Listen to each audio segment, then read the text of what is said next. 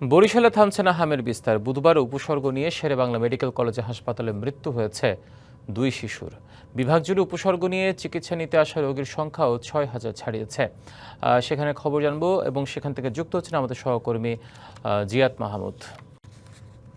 জিয়াদ, বরিশালের হামের প্রাদুর্ভাবের সার্বিক অবস্থা কেমন দেখছেন এখন?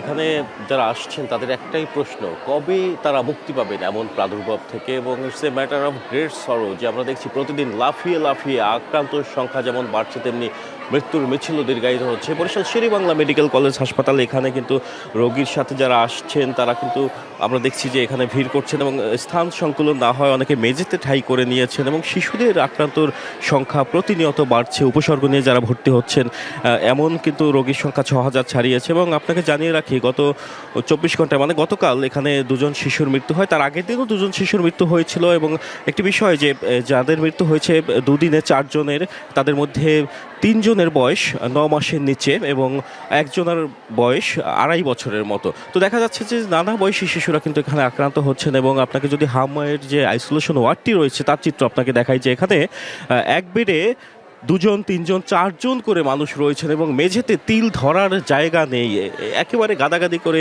এখানে থাকার অবস্থা। মানে সংক্রমণ কিন্তু আরও বেড়ে যাচ্ছে এবং বিস্তার ঠেকানো যাচ্ছে না, মূলত এই কারণে যে একজন রোগীর ক্ষেত্রে যখন দেখা যায় একটি শিশু আক্রান্ত হচ্ছে, তার থেকে কিন্তু 12 থেকে 18 জন আক্রান্ত হওয়ার সম্ভাবনা রয়েছে বিশেষজ্ঞদের মতে। এবং সেক্ষেত্রে এখানে যারা আসছেন, রোগীর সাথে স্বজনরা আসছেন, ভিজিটর আসছেন, নানা বয়সী শিশুরা আসছেন। এবং আরেকটি বিষয় আমরা একটু আগে নোটিস করেছি যে এখানে যারা রোগী আসছেন তার স্বজনরা শিশুকে নিয়ে বাইরে যাচ্ছেন, আইসোলেশন ওয়ার্ড থেকে বাইরে যাচ্ছেন, মানে সংক্রমণ ছড়িয়ে যাচ্ছে কিন্তু এই কারণেই।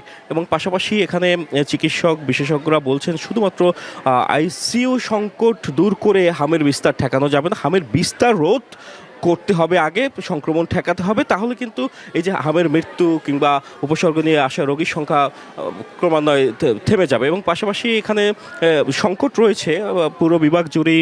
আমরা যদি হাসপাতালগুলো, স্বাস্থ্য কমপ্লেক্সগুলো চিত্র আপনাকে জানাই, যে সেখানেও আমরা দেখেছি যে সেখানে চিকিৎসক সংকট যেমন রয়েছে তেমনি আইসিইউ সংকট, আইসিইউ নেই বললেই চলে। এবং আরেকটি বিষয় যে চিকিৎসকদের ক্ষেত্রে কিন্তু একটি সরকার থেকে নির্দেশনা দেওয়া হয়েছে, 2টি নির্দেশনা দেওয়া হয়েছে, যার মধ্যে একটি হচ্ছে চিকিৎসককে প্রতিদিন কমপক্ষে, বিশেষজ্ঞ চিকিৎসক যারা রয়েছেন তাদের কমপক্ষে 2 বার করে রাউন্ড দিতে হবে, পাশাপাশি আইসোলেশন ওয়ার্ড বাড়াতে হবে। এবং ঈদ আসবে, সাথে ক্যাশব্যাকও আসবে। নিজের বা প্রিয়জনের জন্য কেনাকাটায় এবারও নগদ পেমেন্টে পাচ্ছেন দারুণ ক্যাশব্যাক। তাই যাই কিনুন, পেমেন্ট করুন নগদে।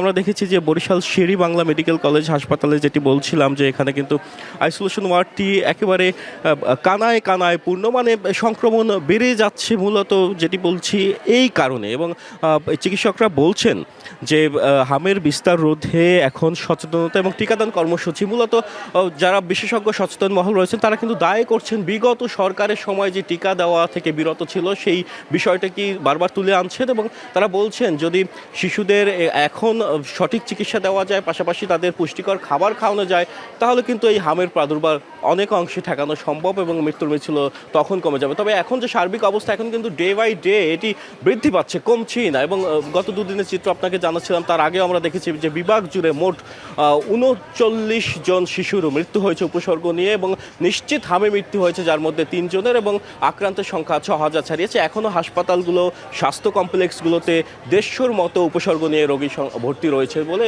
হাসপাতাল সূত্রে আমরা তথ্য পেয়েছি। এতটুকু ছিল বরিশাল শেরেবাংলা মেডিকেল কলেজ হাসপাতাল থেকে আমার কাছে হিমাদ্রি।